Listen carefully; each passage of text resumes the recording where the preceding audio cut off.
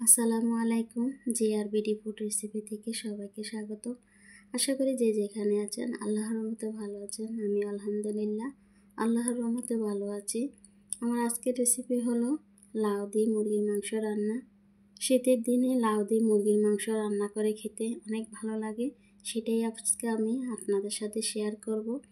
তো আশা করি ভিডিওটা না টেনে সম্পূর্ণ দেখার অনুরোধ করছি। তো চলুন ভিডিওটা শুরু করা যাক। এখানে আমি ব্রয়লারের অর্ধেক মুরগির মাংস হাঁস সহকারে নিয়ে নিয়েছি, দেখতেই পাচ্ছেন। এখন এটাকে আমি এক এক করে মশলা অ্যাড করে নেব। এখানে আমি 2 চামচের মতো আদা রসুন বাটা দিয়ে দিয়েছি, 2টির মতো পেঁয়াজ কুচি, 3-4টির মতো কাঁচামরিচ কেটে দিয়ে দিয়েছি, 2 চামচ জিরার গুঁড়া, 1 চামচের মতো গরম মশলা গুঁড়া দিয়ে দিয়েছি, 2-3টের মতো তেজপাতা দিয়েছি, স্বাদ মতো লবণ,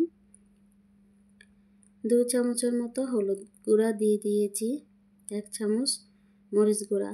জালটা আপনারা বাড়িয়ে কমিয়ে দিতে পারেন, কোনো সমস্যা নেই। এখানে আমি পরিমাণ মতো তেল দিয়ে দিয়েছি। এখন আমি মাংসটাকে ভালোভাবে মশলার সাথে মিশিয়ে নেব। মশলার সাথে ভালোভাবে মাংসটা মেখে এভাবে রান্না করে লাউ দিয়ে খেতে অনেকটাই ভালো লাগে। আপনারা বাসায় একবার হলো ট্রাই করবেন। এখন আমি ঢাকনা দিয়ে চুলার জালটা ধরিয়ে দেব।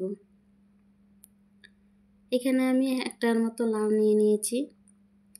লাউগুলো আমি ছুলে ছোট করে টুকরো করে ধুয়ে পরিষ্কার করে নিয়ে নিয়েছি। এখন আমি ঢাকনাটা সরিয়ে মুরগির মাংসটা একটু আবারও নেড়ে চেড়ে দিচ্ছি। দেশ এবং দেশের বাইরে যে যেখান থেকে আমার ভিডিও দেখছেন, আশা করি ভিডিওটা সবার ভালো লাগবে। ভালো লাগলে লাইক, কমেন্ট, শেয়ার এবং নিয়মিত চ্যানেলের সাথে থেকে চ্যানেলটি সাবস্ক্রাইব করে রাখবেন। আমি ঢাকনা দিয়ে ঢেকে কিছুক্ষণের জন্য জাল করে নিয়েছি। আবারও ঢাকনাটা সরিয়ে আবার একটু নেড়ে চেড়ে নিচ্ছি। এখন মাংসটা আমি উঠিয়ে নেব। মাংসটা এভাবে উঠিয়ে রেখে লাউটা কষিয়ে রান্না করে খেতে অনেকটা ভালো লাগে এবং মাংসটা গলে যায় না বা খুলে যায় না। এই যে আমি এখানে লাউগুলো দিয়ে দিয়েছি। এখন লাউগুলো ভালোভাবে মশলার সাথে অ্যাড করে নেব। এখন ঢাকনা দিয়ে কিছুক্ষণের জন্য লাউটা কষিয়ে নেব। ঢাকনাটা সরিয়ে আমি আবারও লাউটা একটু নেড়ে চেড়ে দিচ্ছি। এখন এখানে উঠে রাখা মাংসটা আমি দিয়ে দিব। মাংসটাকে এখন লাউর সাথে আবারও ভালোভাবে মিশিয়ে একটু কষিয়ে নেব।